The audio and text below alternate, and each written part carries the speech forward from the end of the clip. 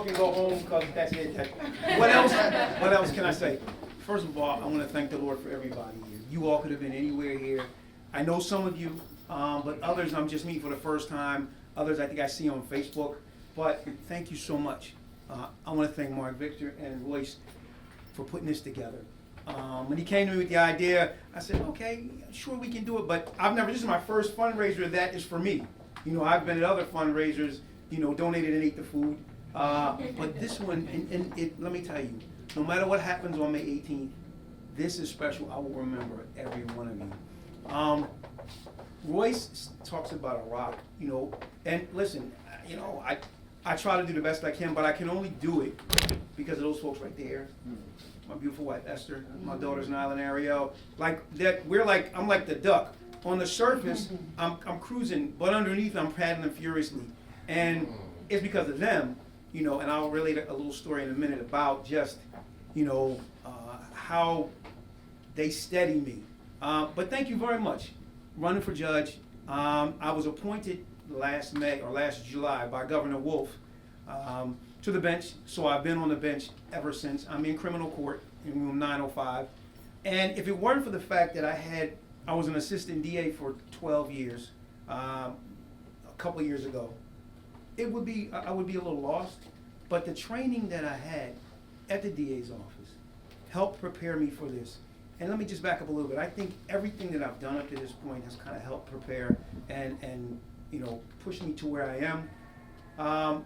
I also want to take the time before I move a little forward to thank and introduce Team More to you. You all have seen Maisha. It's Maisha Hoy. She's right here. Maisha is our campaign manager. And Maisha is a workhorse, no question about it. I'm so glad she joined our team. The other members of our team are Jason Brown, who does our great website.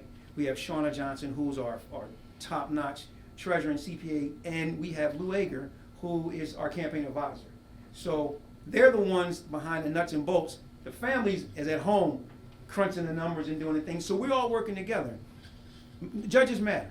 Everybody here, you're a lawyer, you all understand that, but judges really matter.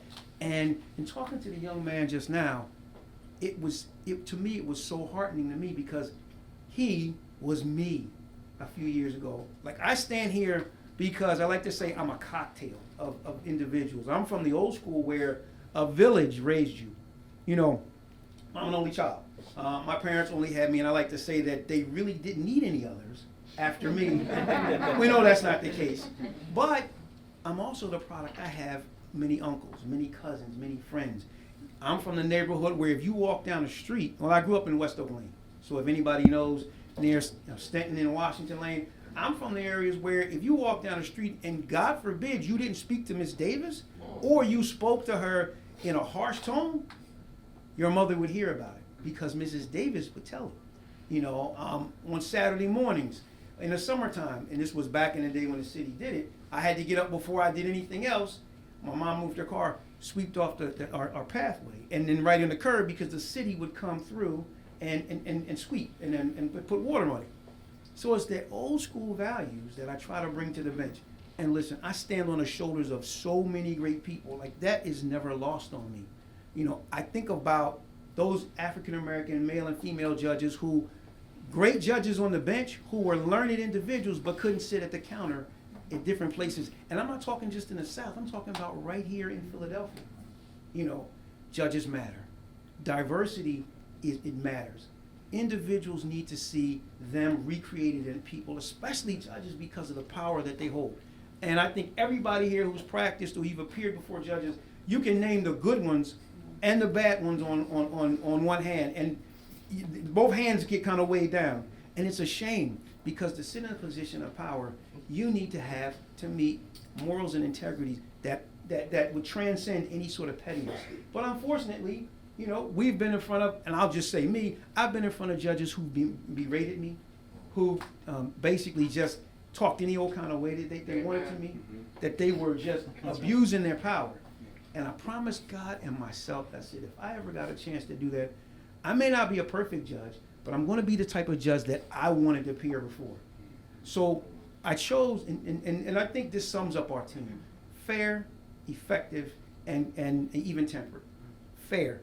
We all know that, and we're all fair in here, but what does it look like? It's the little things. Both parties coming in the way you address them. We have individuals from the LGBT community coming in. They are dressed the way they want. Individuals, I don't care if you want to be addressed by your married name or not, that's fine. This is a courtroom. Court already is intimidating, and I've been on both sides. I've been falsely accused of a crime, and I've also been a victim of crime. And I've been lawyers. I've been civil defense counsel, and I've been a prosecutor. And I understand just how intimidating court can be. I can't always promise everybody's gonna be happy with my decisions, but one thing, when you leave my courtroom, you will not be demeaned. That's one of the main things. The other thing is your case is gonna get heard. I'm one of those type, I don't care if you have 50 witnesses, bring them in. I'm there all day. We can do it tomorrow. We can continue. You're going to get your chance to be heard. I was one of those when I was a DA, when you had 14 police officers, I subpoenaed 14 police officers. You know, when I had a prep, I subpoenaed every name that I saw in there because I needed to know who did what. I'm not taking anybody's word for it. If I need to subpoena 15 police officers, I'm going to subpoena 15 officers. When I was at Allstate, when I was defending a case, you know, if I needed to bring in a computer diagram to show, I'm going to do that. I'm going to make sure. So the parties that are coming before me, you're going to get heard. And nobody comes in with an advantage or a disadvantage. I don't care how much money you have or you don't have. I don't care who your daddy is or you don't. That's not my concern. All I'm concerned about is what are the facts of your case. Talking to the two folks over there, about a month ago, we had in my courtroom, you all remember when these two individuals drove up from Virginia during the election, and they happened to park their Hummer right outside the convention center, you know, and they were fully armed at 10:30 at night because they were just hanging around, right? Interesting. Bill Brennan, the one, the lawyer who argued for Trump in the Supreme, was it in Congress, and another lawyer argued that case. The case went, the Washington Post picked it up, saw them on the Zoom. Didn't matter. Facts are the facts. That's all I'm concerned about. So when you come to my courtroom, like I said, I'm the kind of judge that I wanted to be in front of. And I've been there since September 9th, hearing a lot of different motions, different cases. And I think one of the main pleasures is I get to see some of the lawyers that I appeared before, who appeared with me, who I tried cases against. Some of the judges now on the bench are my colleagues. And I think and I guess I may be a little naughty here. One of the pleasures is few of the judges who I couldn't stand now have to look me in the eye and call me judge. You know? And you know, I'm not one, you know, I don't, titles aren't big to me. I like the fact, but I like more importantly that I'm in a position to make a decision on these cases because somebody's gonna make those decisions. Somebody's gonna sit up there and somebody's going to decide, you know, what's fact and what's not, and I figure it might as well be me. Effective. Everybody here who knows criminal pleas court, and I knows just how fast the cases are. I read somewhere that in any given year, between 50,000 and 60,000 cases come through the criminal justice center. And I'm not talking civil, I'm talking about criminal. I've been in rooms as a DA, assigned rooms where we've had 40 to 50 cases a day. A day. Not all of them go, but you have to prepare for it. So, and I'm talking trying 3-4 juries a week. So I can handle that. And those cases deserve to be resolved. It's not enough that you hear them, but are you going to make a decision?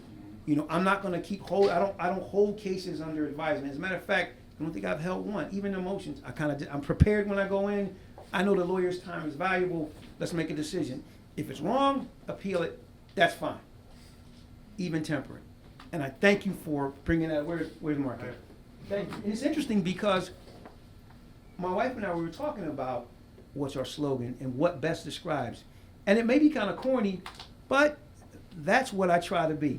You know, I don't get too high or too low. You know, at the DA's office, I always learn, don't read your own press. I've been in the paper for good, and I've also been in the paper when they want to criticize someone. I know what it's like to be thrown under the bus on a case. So I try to basically keep it at an even keel. And I guess my wife and family can tell you, that's kind of me.